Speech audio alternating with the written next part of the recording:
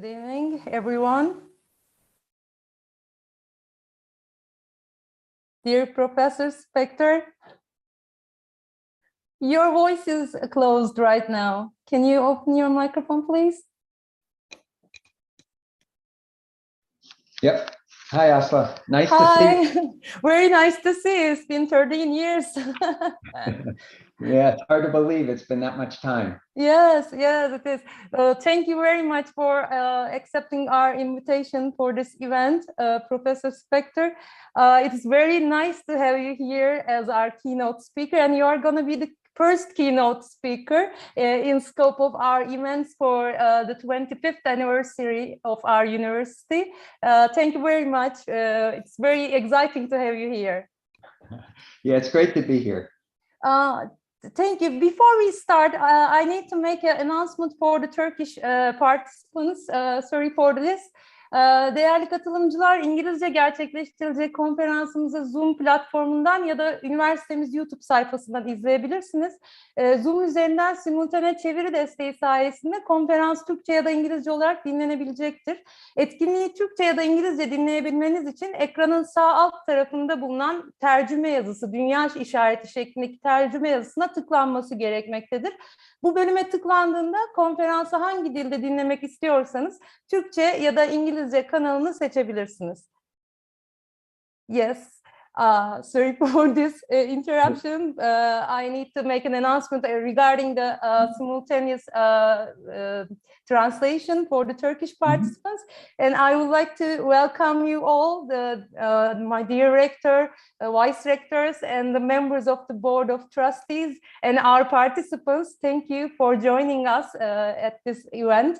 We are very excited, actually, dear Professor Spector, because those who are in the field of IO psychology or organizational behavior, we all know that OCBs, organizational citizenship behaviors, and CWBs, counterproductive work behaviors, are somewhat negatively related to each other, and all of the findings over the years showed that. But you are going to challenge our knowledge tonight, and we look forward to hear what you are going to say.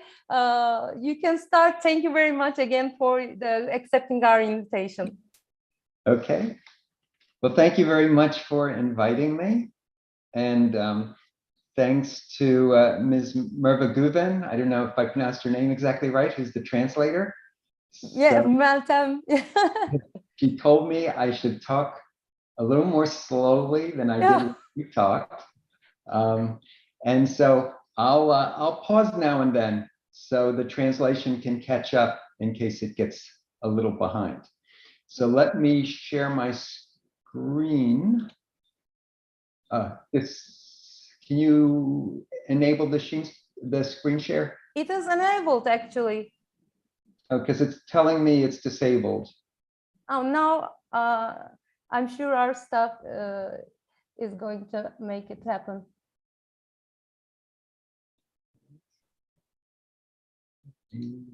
Yeah. Can you share it now? No, it still says host disabled participant screen sharing. Okay, our host will enable your sharing, I'm sure, in a very minute. Okay. By the way, I'm sure it is a sunny morning in Tampa, right? It is. It's a very rainy evening in Ankara, but I'm sure it's sunny in Tampa. It is. This time of year is sunny, but not much rain. Yeah. Not for summer. Here we go. Now okay. And let me see. Can I just share PowerPoint? Let me see. I don't see PowerPoint here. I use Teams, not Zoom. So we are very used to Zoom from the beginning of the pandemic. How do I tell it to just share PowerPoint? If you share your screen, it should be on the left up side of the screen. I think I'll just yeah, maybe I can just share the screen. Yes, it's coming. It's coming. And then open up the PowerPoint. Okay, that works. And there we go. Yeah. We're there. Yes. Okay, so self-correcting science, the case of CWB and OCB, citizenship behavior and counterproductive work behavior. So if we think about self-correction in science, is the idea that erroneous results, erroneous conclusions tend to be discovered and acknowledged in print. You know, it may be because people are replicating results to confirm a finding. It may be reinterpreting old findings. There could be new analyses. There could be fixing methodological weaknesses. But just over time, there's this idea of self-correction. But does it actually occur? It does sometimes occur, but not as often as you might think, because so many times something gets published, it captures everybody's attention. People believe that that's the way the phenomenon works.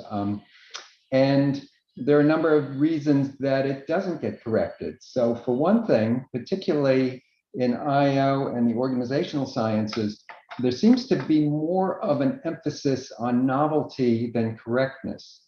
So people are more always out there trying to find something new, the next new thing that seems exciting and captures attention, more than just following up on something old. There's the belief that replication is really hard or impossible to publish.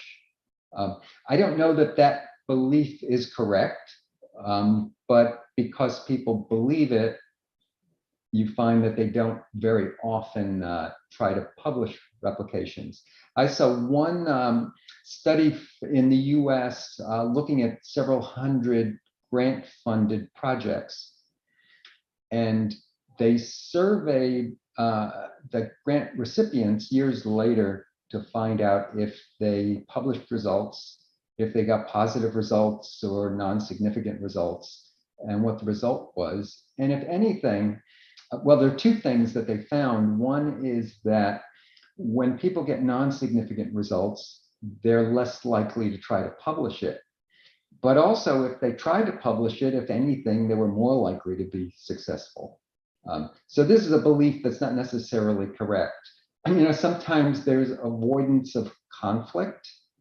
So people don't want to get into a intellectual fight with someone else. So probably about 20 years ago, we did a study with Gerd Hofstede's values survey, and we found we couldn't replicate his results. And this was a large-scale project involving colleagues in about 24 countries. And so when we went to write up the results, quite a few of them decided they did not want to be co-authors. And the reason is they didn't want to create a conflict with Hofstede. They didn't want to publicly criticize him. So that's a real impediment. And then for people who might do something, they may not want to admit mistakes.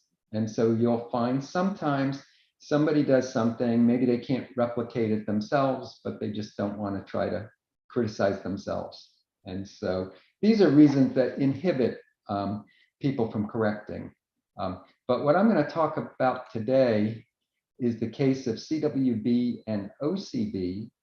And my title is really a play on words because it's self-correction. So we corrected ourselves. Susie Fox and I wrote a paper in 2002. And when we started doing the research, we discovered we were wrong. And so we continued to do and publish research basically saying we had it wrong. And the whole field had it wrong too, is our point. So just to define what we're talking about, in case there are people here who are not familiar with CWB and OCB. So on the CWB side, it's defined as behavior that harms. So it could be behavior that harms organizations, or it could be behavior that harms stakeholders. Stakeholders could be coworkers, supervisors, customers, just other people. Here's a few examples. So on the organization side, someone might call in sick when they're not sick. They might purposely do work incorrectly. They might waste materials. On the stakeholder side, they might exclude or ostracize coworkers. They might insult somebody, verbally abuse someone. And again, it could be a coworker, it could be a customer, just another person. Organizational citizenship behavior, or OCB, seems in many ways the opposite, because this is behavior that benefits the organization or stakeholders. It helps somebody. What distinguishes this from regular task performance is that it's not formally part of the job. So your job, you're a mechanic, your job is to fix things. Your job is not necessarily to teach other mechanics how to do something. So OCB, again, on the organization side or the stakeholder side. So in the organization, an employee might make suggestions to improve things, might volunteer for extra tasks, might work extra time that they're not paid for. On the stakeholder side, they might advise or mentor a coworker, assist a coworker with a personal problem, show a coworker how to do something. So the number of things that people can do on the positive side, and of course, they can do things on the negative side. So right off the bat, these seem opposite. And so it's not surprising that people, when they start looking at it, they have a tendency to think of these as opposite. If you looked in the literature, probably up to the early 2000s, you'd find that probably all or almost all studies found that the two are reciprocal. They correlate negatively and strongly, like correlations probably in the -60s in most studies. They correlate oppositely with the same variables, the same criteria. And so this led Susie Fox and I to write a paper in Human Resource Management Review in 2002, where we extended the model we had of CWB, counterproductive work behavior, to add in OCB. So up here, you can see on the left, it starts with the work environment. And if we look just at the CWB part, this really is a stress model. So what we have on the environmental side is stressful things happen at work, stressful work conditions. People appraise them, interpret them. This is like the Lazarus transactional model of stress. Leads to negative emotion. So could be anxiety, could be anger, annoyance, and then to counterproductive work behavior. And there's a role of control perceptions, because if you feel you have control, then it can reduce the negative impact of stressors of the environment. You tend to see it differently if you have control of the situation. And so if you have control, it's less likely to wind up with CWB. There are certain personality characteristics that predispose people to CWB. So characteristics like negative affectivity, or people who are low on agreeableness, are more prone to counterproductive work behavior.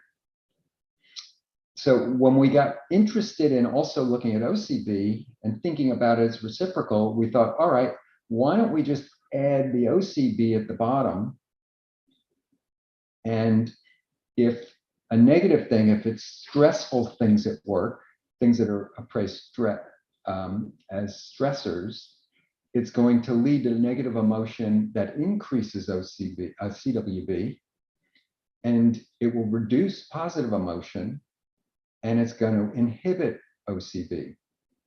Conversely, if really nice things happen at work, you go to work, maybe you've worked on a project and you've done a really good job, and your supervisor calls you in and praises you for doing a good job, maybe tells you get a day off because you did such a good job. And so it increases positive emotion, you feel really good, which makes you more likely to want to do OCB, reduces the negative emotion, and it's going to inhibit your wanting to do counterproductive work behavior. So this is the model. It makes a lot of intuitive sense. It's been well received. I mean, the field really well received it to the tune of over 1,600 citations, which is a huge amount. It's one of the most cited papers that I have. And I think the reason is it's consistent with prevailing ideas. It's consistent with binary thinking, that you have good behavior, bad behavior, good OCB, bad CWB. You have good people, bad people. The good people do OCB and don't do CWB. The bad people do CWB and not OCB. So it's sort of a trait-based thinking that you have the CWBer versus the OCBer. People who do the good stuff, people who do the bad stuff. It all makes sense. It's consistent with the literature. If you look at the correlation between CWB and OCB, if you look at the correlations of both of them with other criteria, you find a pretty consistent pattern. And that's where it was when we put this paper out. But we continued to do research on it. So we continued to do studies where we started, at this point, we had done a bunch of studies on just CWB. So we decided to start doing studies of both of them together. And this is where things began to unravel.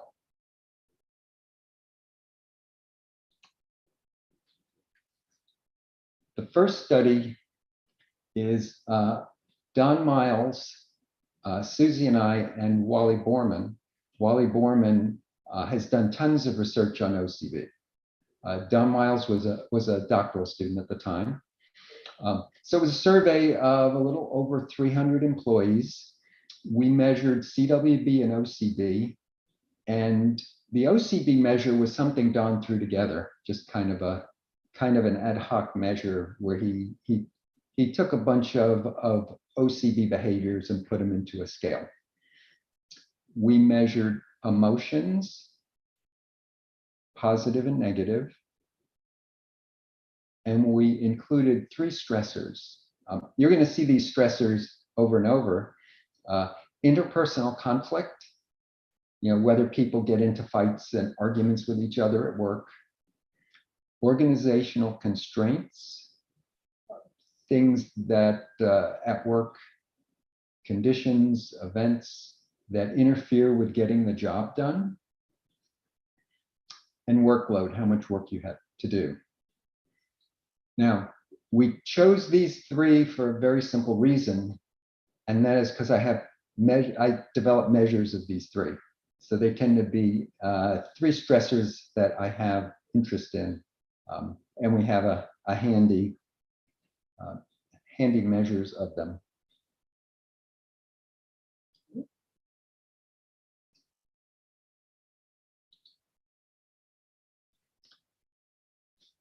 So on to results.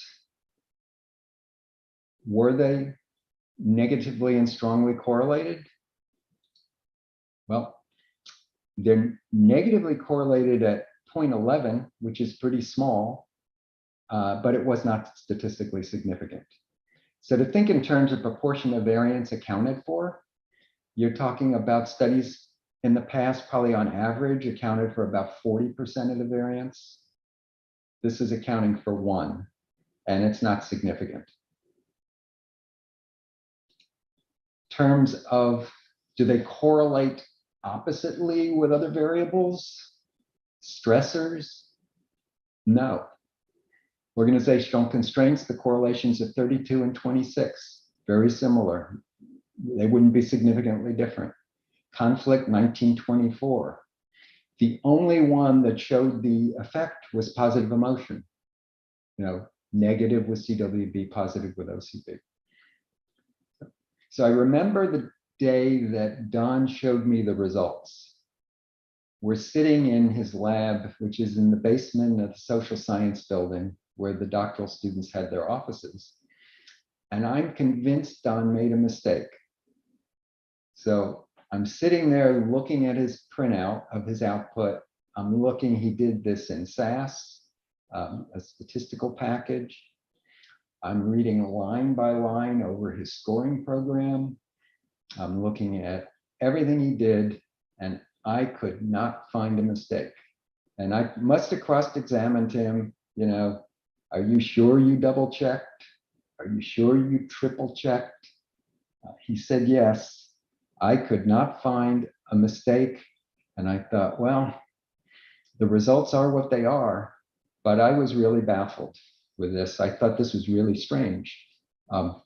So Susie and I discussed it. I remember, and we decided we just got to do another study. But what OCB measure to use, I thought, well, maybe Don put through together a measure and it wasn't very good. So I went to Wally Borman, who's one of the leading experts on OCB. I said, Wally, can you recommend an OCB scale? His response was, not really. He said, they're all terrible. I said, what about yours? He said, it's terrible. So we decided that we needed to go back to the start. We needed to develop an OCB scale from scratch, build it from the ground up. And so we did. So we decided that we were going to start with critical incidents from subject matter experts. And the critical incidents would be the basis for the items. And we conducted 2 studies in order to develop the scale.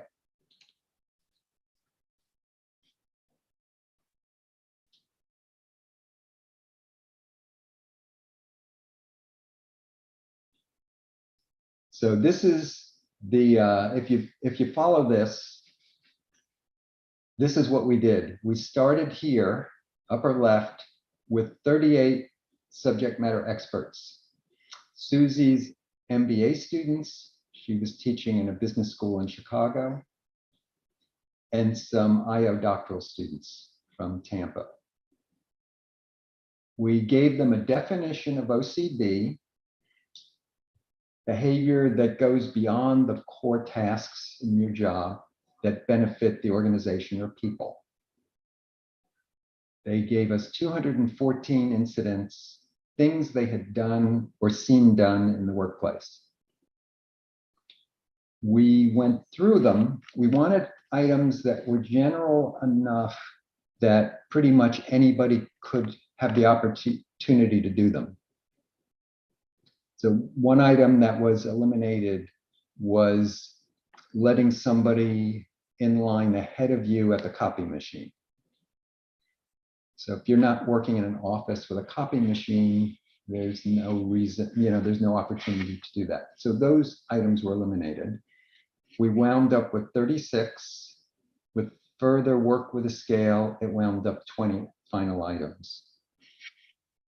We then administered the new scale, the Organizational Citizenship Behavior Checklist, OCBC, to 2 samples, one in Tampa, Tampa and Chicago, 169 employees, 136 of them had a coworker fill out a parallel form on their CWB and OCB.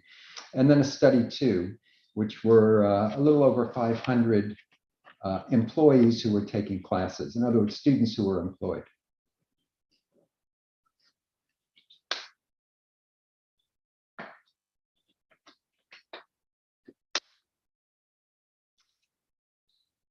We also included, of course, OCB and CWB, but constraints and conflict, 2 measures of perceived justice in the workplace, job satisfaction, negative positive emotion.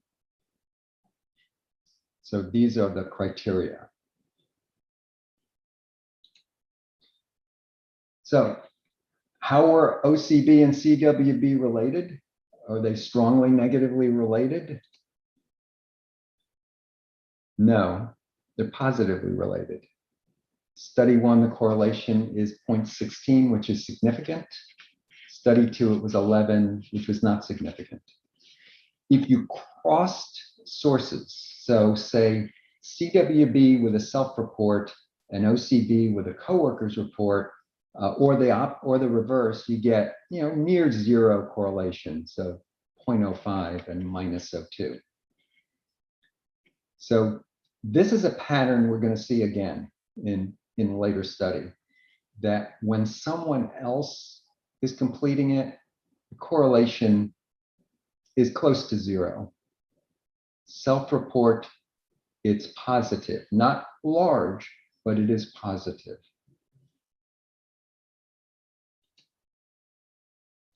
How about criteria?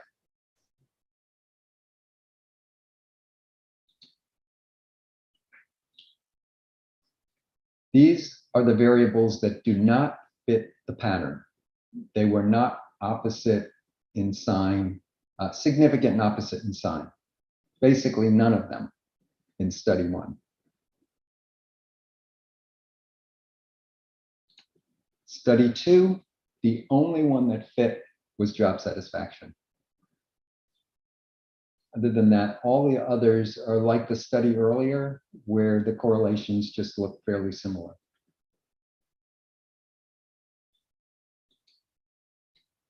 So the question now becomes, what's going on? Why do we get such different results? We've used the CWB now twice. We used the scale that Don Miles pulled together, and we get completely different results. So what's going on? Richard Dalal, JAP 2005, may have the answer. And so he's someone that some of you, if you're familiar with the field, probably know his work.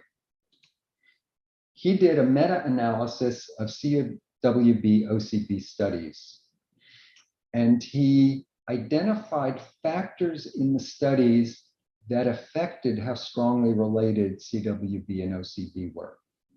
The 3 that he identified were what he called antithetical items. An antithetical item is just the idea that 2 scales have content overlap. On the next slide, I'll show a specific example. Whether response choices ask for agreement or frequency,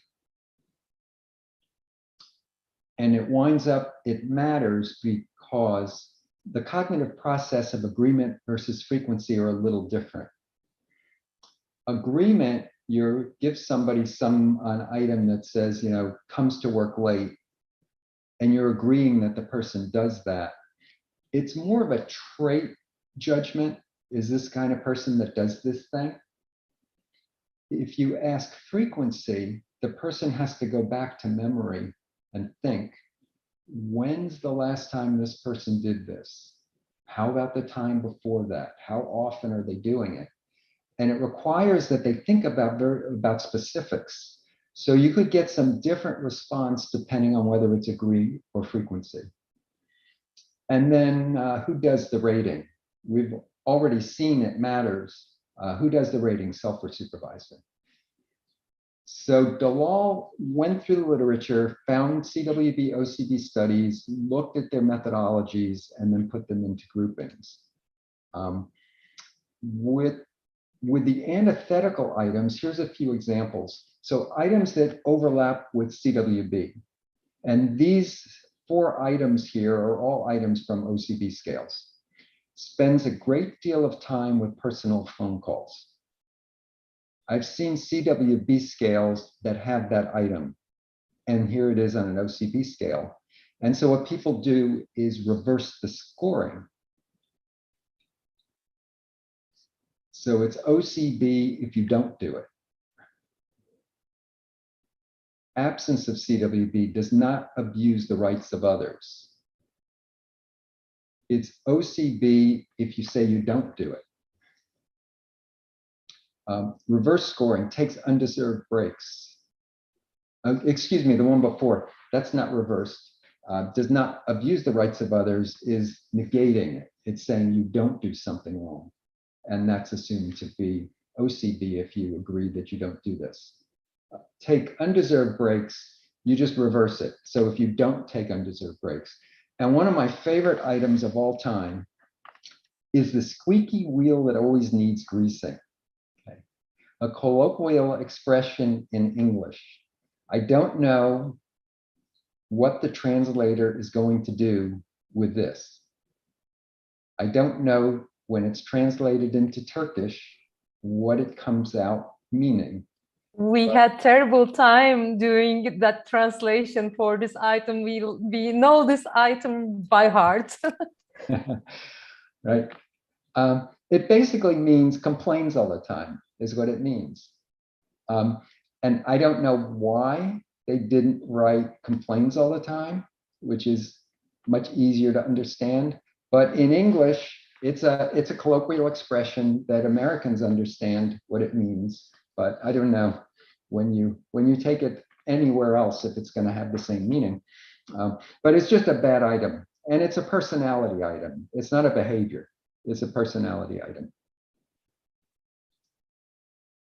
So his findings, when he looked at studies that used scales with antithetical items like those four, the correlations are very strong, -54. If you look at studies that didn't, it's -16. The same with agreement versus frequency, you can see a big difference. You can also see supervisor self-report makes a big difference. And the supervisors where you see the -60 in this case.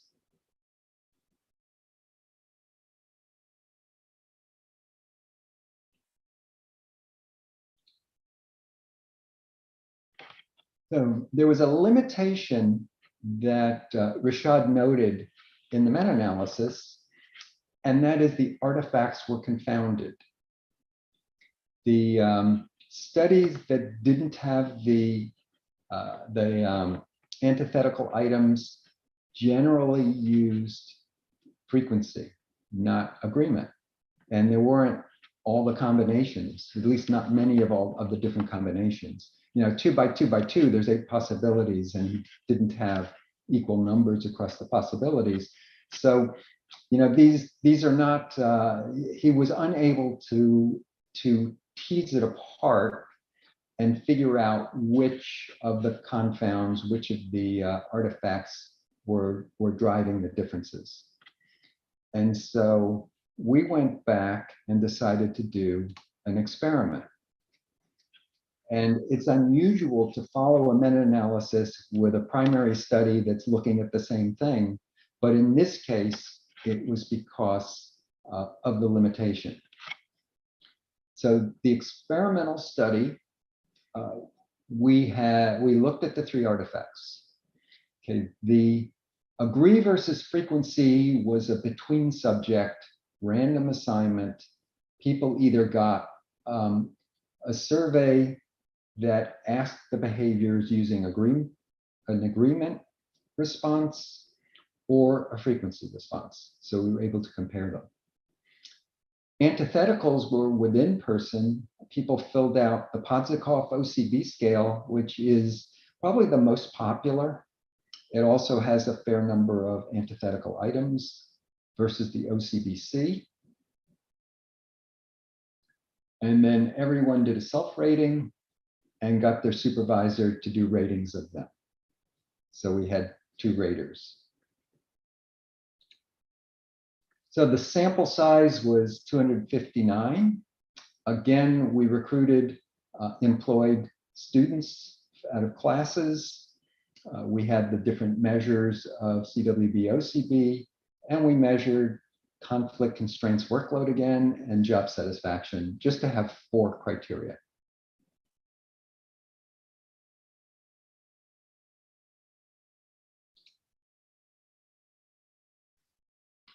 So the results are a little complicated because there's 8 different conditions.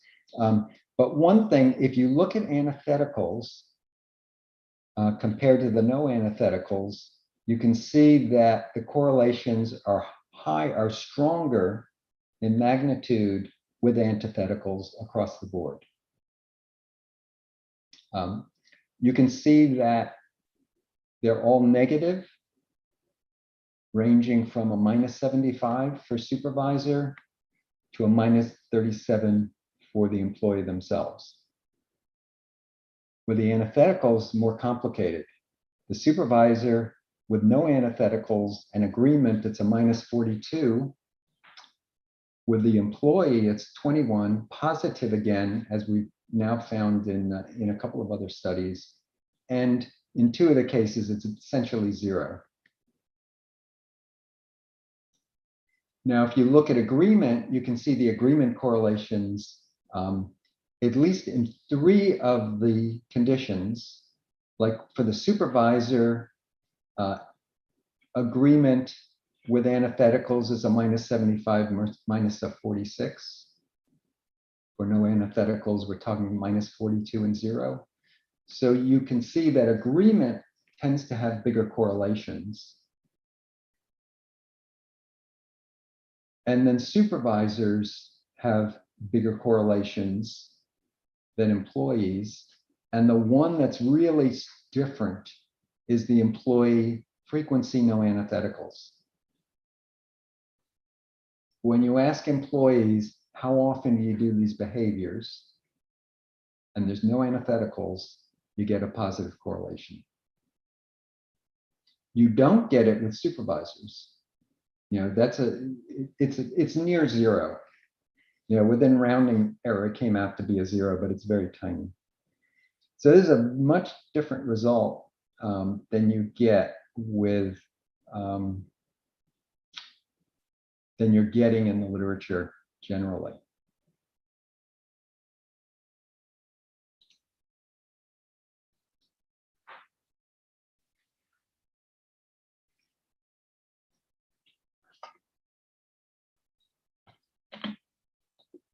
So on to criteria.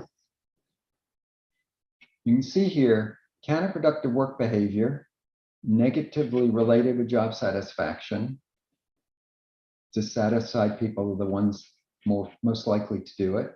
And you can see that the 3 stressors are related to CWB.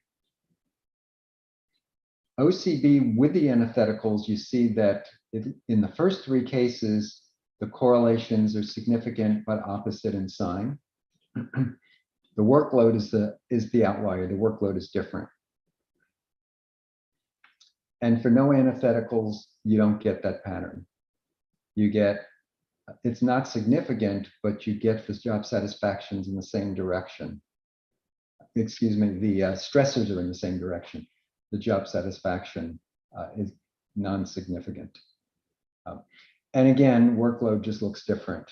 The correlation's about the same with CWB and OCB when you take out the antitheticals.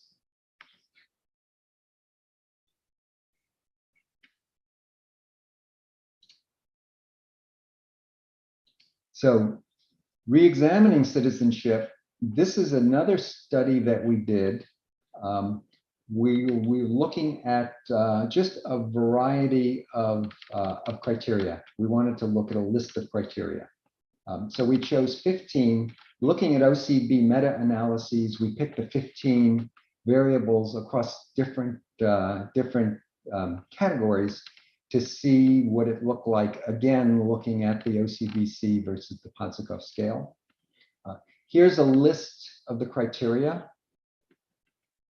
We have some personality, justice, leadership, some stressors, job attitudes, emotions, and so on. if we look at the OCB scale that has the artifacts, 31 of 32 correlations are significant. If we look at the OCBC, only 6. CWB, most of the correlations are significant, just like the OCB artifact scale. Opposite signs, OCB artifact, 32 of the time, 32 out of 32, the signs are opposite. We don't find that pattern with the OCBC. In 19 cases, the correlations, OCBC versus a criterion, the Podzikov versus a criterion, those correlations are significantly different from one another.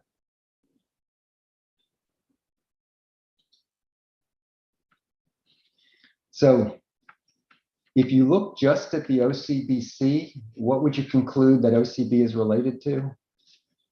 Consistent between self and supervisor, just emotions, positive and negative. Super OCB only relates to empathy. Okay, the self-report didn't, but the supervisor did. So this begins to make us wonder, what is OCB actually related to? And what we found so far is that, at least in this study, it wasn't related to a lot. And so we need to begin to think about what might it actually be related to. So the final conclusion is that OCB and CWB are not reciprocal because they're not negatively related. They don't relate oppositely to the same variables. The same person can do both of them. Okay, there's either no relationship or a small positive relationship, and sometimes the same person does both. So why would that happen? What's the explanation? Well, we've come up with 3 mechanisms. We're not saying these are the only mechanisms, but we have these 3 mechanisms that sometimes OCB isn't something that the person woke up in the morning and said, I really love my work, my employer, I'm going to do extra stuff. Sometimes there are demands in the workload that push you into doing it, not because you want to, but because you have to. Compulsory OCB, an idea put out by Vagoda Godot. Compulsory OCB, the idea that your boss tells you to do it. And there's now a fair amount of research that says that supervisors sometimes ask for OCBs. They ask you to go beyond your job. Inadequate coworker performance. You're working with someone. In order to get your job done, the coworker has to do their job. Coworker doesn't do it, so you're forced to do some of the coworker's job. It's extra stuff, that's not your job. And organizational constraints, things at work that interfere with getting the job done. So compulsory OCB, your boss tells you to do it, you do it, you're annoyed, so you do CWB to sort of even the score. Inadequate coworker performance, you have to do your coworker's work, you're annoyed, you're not very nice. Organizational constraints, in order to get your job done, you have to do a workaround, you have to do extra. Again, you're annoyed, so maybe you strike back. Maybe you call in sick and take extra time off. Maybe you come to work late. Maybe you mess something up just because you're angry about it. So one additional piece of this is that attributions are important. Attributions for the demands. Whether you think the person is doing it on purpose, they had control of it. So you can ask whether the locus of causality, your boss is, is it something that's internal to the boss or external to the boss? Was the boss forced to do it? Were they ordered to tell you to do it? Or did they just come up with the idea themselves? Is it something controllable? Did your boss have control or not? If it's internal and controllable, your boss did it, had control, didn't have to, you might get annoyed. If it's external and uncontrollable, the boss did it by accident, something happened, they were forced to by circumstances, there's a good reason for it, then you're probably not going to be annoyed.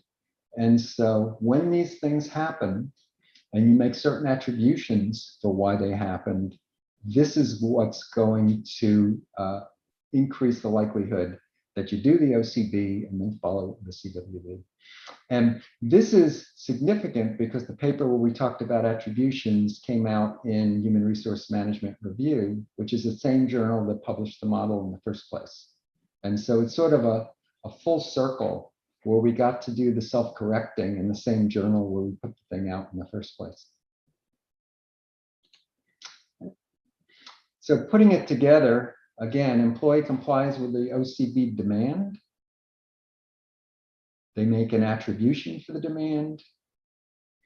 If it's internal and controllable, they're angry, and they may engage in CWB, perhaps to restore justice. You can feel better about having to do the OCB. In some cases, it could be a social control. You do the coworker's job, and then you give them a really hard time about it. You're really nasty, in hopes that that will motivate the lazy coworker to do their work. It may or may not work, but sometimes it does. Sometimes it's a form of social control.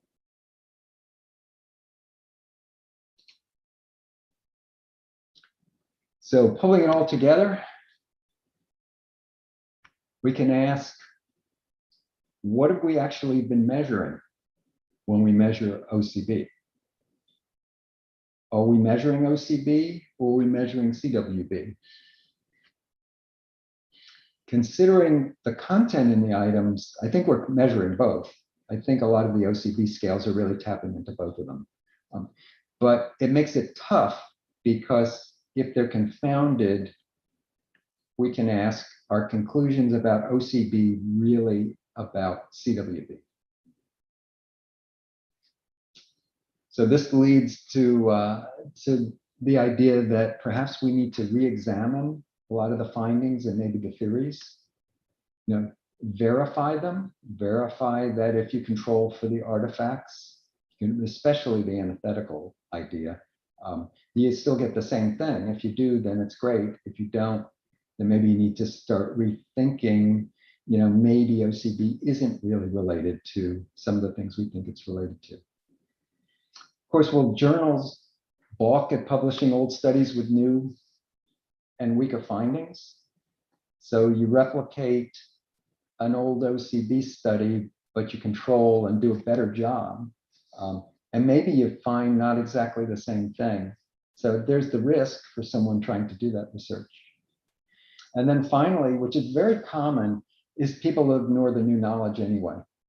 That a lot of times once things get established, it's hard for people to let go of a belief that a certain finding is correct. And so sometimes things, once they get established, can be hard to unestablish. And you can sometimes see examples of that out in the literature. So I got references. I can make the slides available, and the references for all of the stuff is here. And so thank you for your attention. I've got my email there if anybody wants to email me, and my website. I have an assessment archive that has probably a few hundred scales that links to scales that people can use for research. And also my blog, I blog usually about once a week. And so now we have a little time for questions. Yes, thank you very much, Professor Spector. It was very nice to listen to your speech here, and it was a refreshing experience for me, actually. And we have questions, if you don't mind. We have some more time. I'm not gonna, I have to select some of the questions because of the time constraint, but should I stop sharing or should I leave this up? It's up to you, whatever you like. We have a lot of thanks to you in the messages, but we have a question, and this is very related to your explanations, your second explanation regarding the inadequate co-worker performance. And it was enlightening for me too, personally, actually. And Gizem Turgut asked this question, and she says, I guess she read a study because she is talking about a study finding.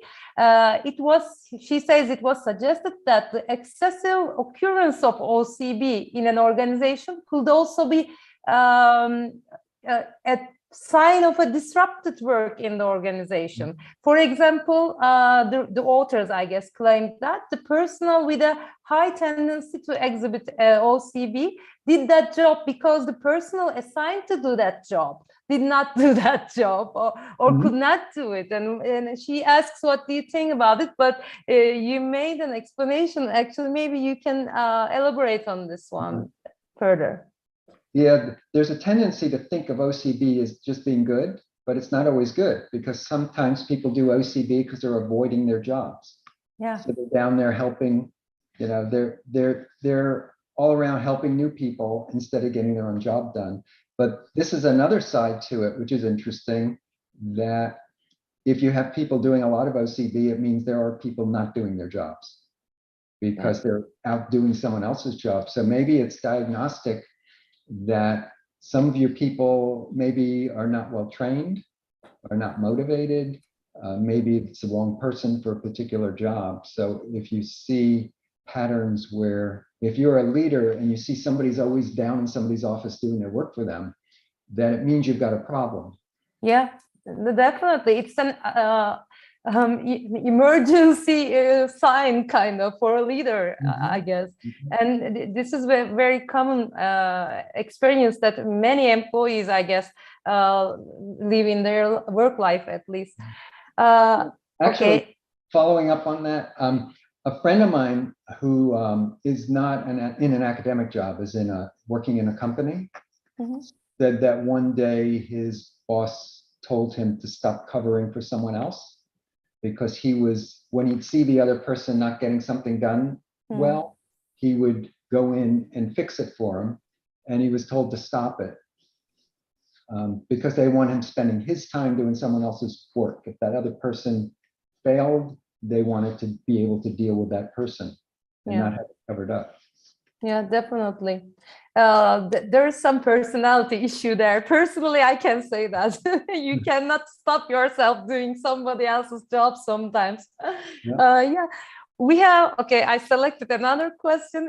As I said, there are many questions, but I have to select. Sorry for this. I apologize from the other participants, but we have a question from one of our professors from the business administration department, Irge Şener's question. She says, my question is about the effects of remote working on the relationships. Since COVID pandemic triggered remote working, do you believe that it also affected especially OCBs? Or should I ask, maybe it changed its form, maybe? It could have. It's a good question. I'm not sure because, I don't have data. I could see where it could lead to people being more isolated, so there's less opportunity to do OCB. You may not see all that your coworkers are doing, and so it could lead to more isolation. But definitely, it's different because the behaviors now are virtual. Yeah. So things you might do for CWB or OCB could be different because it's all virtual behavior. Yes, maybe CWBs are a little bit more decreased because you are not in one-to-one contact. Your opportunities to perform CWBs are diminished, maybe. But OCB can go on in many further forms, I guess. Okay. Right. How many times do people miss a meeting because they say they had computer problems. Yes, Then- yeah. This is also a withdrawal, right? Withdrawal behavior also. Okay, I got a lot of questions. I got my own questions also, but I cannot ask my own questions because I should give priority to the participants' questions. One last question then for the time constraints. Sorry, I apologize from other participants. Another professor asks you, Aslı Altın asked you, when it comes to the finding that there is a weak but positive correlation between OCB and CWB, I may offer another explanation, she says.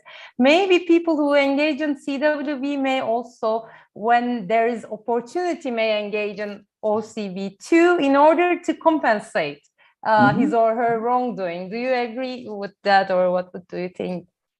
I do, it makes sense. So they do the CWB, they feel guilty, so they make up for it by doing OCB. Yeah. Yeah, it makes sense. Makes a lot of sense.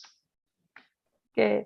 One last thing, I'm not going to ask a question, but your explanations, your first explanation regarding the causes of this reciprocal relationship, that the boss wants employees to do it, explanation, we found very recently, abusive supervision was positively related to OCB. We were expecting to find a negative relationship, but it was positively related to it. So in the discussion, we said, oh, okay, yes, maybe abusive supervisor make you do it. That's why, because there is a positive correlation. Otherwise, I mean, in the common sense, it should have negative relationship, right? If you have an abusive supervisor, you don't want to do an OCB kind of behavior, but you have to do it, maybe. Yeah. That was the Turkish study? Yeah, it's in Turkish. It's now under review. I hope I can send you it when it's published. Be interesting to see if it's similar in North America. Yeah. Because I know leadership can be different in Turkey. Some of the leadership. Definitely. And so maybe the results are the same, but maybe they're different. Maybe there's a cultural difference. Yes. Yeah. Well, why don't we conduct a cross-cultural study then? Okay, so I guess we are out of time. Thank you very much. We have a lot of questions, but I'm sure our participants got your email address and they're gonna bomb you with their emails. Thank you very much, Professor Spector. Again, on behalf of my university, I want to thank you. It was very nice to see you again, and I hope we can see each other face to face again in Tampa one day. Yeah, one of these days. Yeah, and I would like to thank all the participants for joining us tonight. I hope to see you in other conferences in scope of our 2050 anniversary of the university. And on behalf of Çankaya University, I thank you again and hope to see you soon, very soon. And have a good night. Thanks for the invitation.